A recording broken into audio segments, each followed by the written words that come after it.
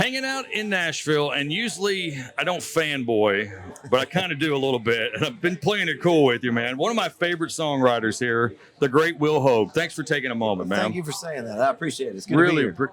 you have nominated for Grammys. You've had #1 songs. Just released a new album, Sweet Misery, which was a little, not drastically different, but a little bit of a different sound from what we've heard from you in the past. Where does this album come from? Well, I had made a solo record called Tenderhearted Boys last year.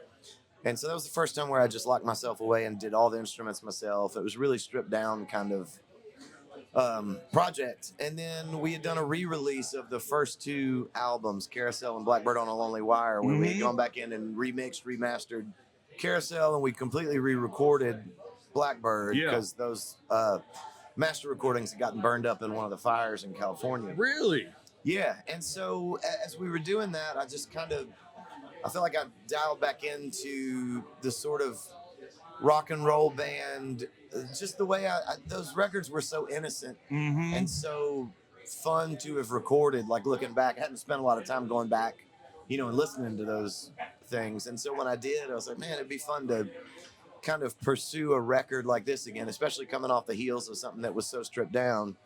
And put a band together, went to the studio and did it, and I'm real tickled with how it turned out. Was it exciting for you to go back and listen to those albums and be like, these songs are still great?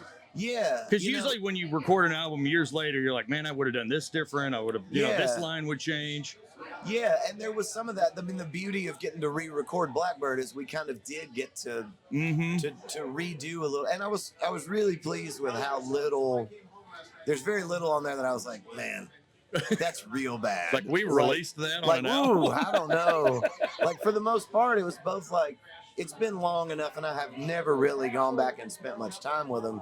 So to go back and really be able to hear the excitement and the joy and the songs in them, I was really proud that they still hold up. So when you're doing shows now, you're doing these new versions of Blackbird. Yeah, that's got to be fun for you guys because, you always hear from bands, by the time the album comes out, you're sick of the song. Yeah. But now you're getting to kind of relive, and there's got to be all these like moments that go through your mind while you're singing these songs on stage, and where your life was at that point.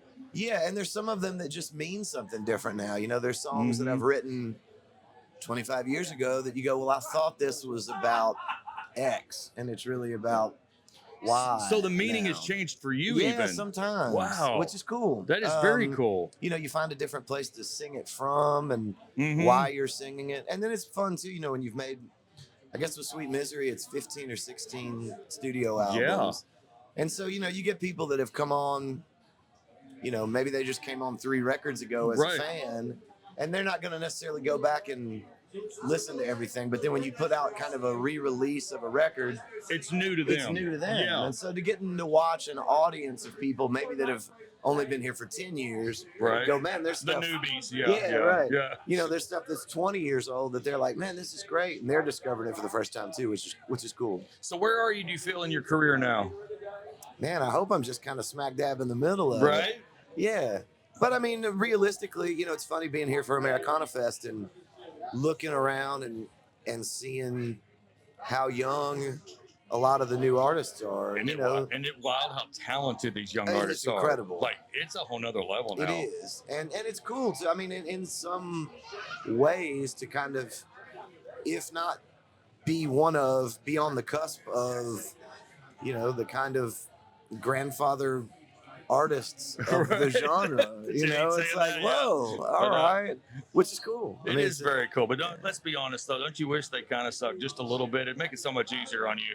Man, it would not be fun at all. And it's so fun. Like my oldest son is playing in bands and doing stuff, and he's 18, he's a senior in high school, and awesome. I listen to them in the garage, and I just get tickled thinking, man, my high school band was not nearly that good. So what kind of music is he doing? This is going to be great. He told me when they first got together, they were playing covers. Okay, well, I said, so what are you playing? And he was like, oldies. And I was like, no. really? And he's like, yeah, like Pearl Jam and Green Day. And my knees just started hurting as soon as he said it. I remember flipping over to a classic rock station and they played Pearl Jam or Alive, Nirvana, and I'm and it like, was like, "Are you God. kidding me?" Yeah, it's like, are we? Yeah, we're that old. I mean, that was the album I rolled around with the windows down and loud as possible. I wanted everybody to hear what I was listening to. Yeah, yeah, and then and here we are. And now we're classic. Yeah, we are. That's funny. Yeah. So more albums in the work. I mean, like, it seems like you're always writing. Yeah. 15 albums, man. Golly. Yeah, that's pretty funny to think about. Yeah, there's always records. Yeah, I've been doing more production, so I've got a couple projects that I'm working on. There's a duo from Boston that I'm finishing, and another songwriter from Brooklyn. And then we'll get out and tour a bunch with Sweet Misery, and then there's always another record. So we'll figure that out. The production side of things, what is that like for you? Like, it's because really, you're an artist and you want an artist to be an artist. How do you guide that artist? How do you give them direction? Well, I mean, one of the things I love about it, and it sounds like I'm tooting my own horn, but I don't mean to, but I feel like one of the things, a strength that I bring is I'm not trying to be famous as a record producer. Okay. I'm in a really great spot where I've gotten good in the studio. I know how it works. I know how to run things. I know how to make it fun. Right. And I feel like I can really help artists get to the core of what they want to do. Because I'm not, I mean, I want to get paid, but I'm not doing it for the money. And I don't need to do it to make a name. I make my living as an artist. Yeah, so that's you.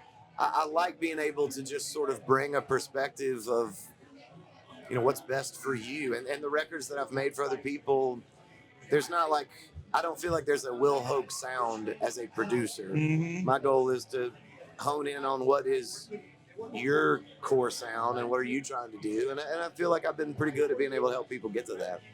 I would think people with a career such as yours, like, really respect what you say. And so I hope so. Well, you do. You do. You don't know some people. You never know. So we're at Americana Fest, and I like to ask this question to people. What is Americana music to you?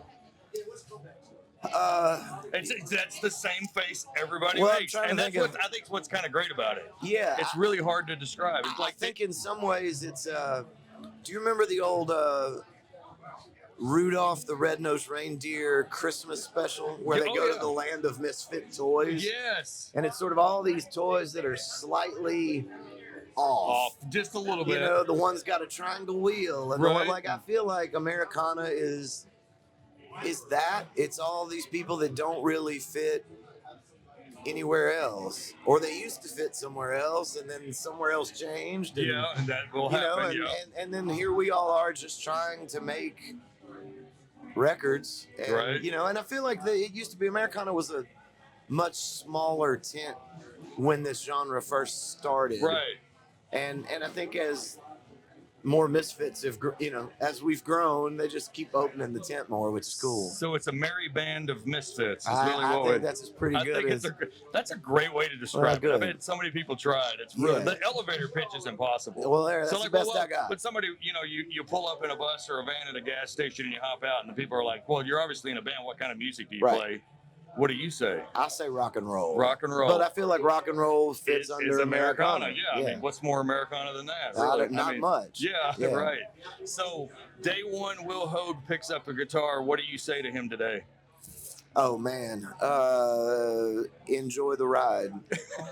That's good. Yeah. It's the name of the next album? Yeah, it should be. It is. Yeah. Will Hoge, man, thank you so much for chatting with me. I'm a huge fan of what you do. Well, thanks for all the support over the years. It really means a lot. I'm glad you had a chance to come chat with us. Yeah. And can't wait to see what's next, buddy. We'll see you soon. Thank you. Thanks.